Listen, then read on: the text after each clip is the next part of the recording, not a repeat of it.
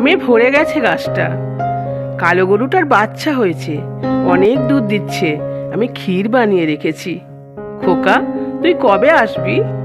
কবে ছুটি তোর? ফোনটা পকেট থেকে বার করে খোকা। চোখটা জলে ভরে যায়। কথা বলে মায়ের সাথে। লক্ষ্মী মা, রাগ করো না, কাজ শেষ করেই আমি বাড়ি ফিরবো। আর মাত্র কটা দিন। পাগল ছেলে, মা হাসে। ফোনটা কেটে যায়। গাছের আম পেড়ে আমের আচার তৈরি করে মা, ঘি বানায়, নারকেলের নাড়ু তৈরি করে, এটা সেটা আরও কত কি তৈরি করে।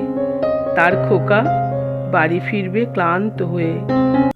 খোকা এলি? ঝাপসা চোখে তাকায় মা সদর দরজার দিকে। তার খোকা কখন বাড়ি ফিরবে।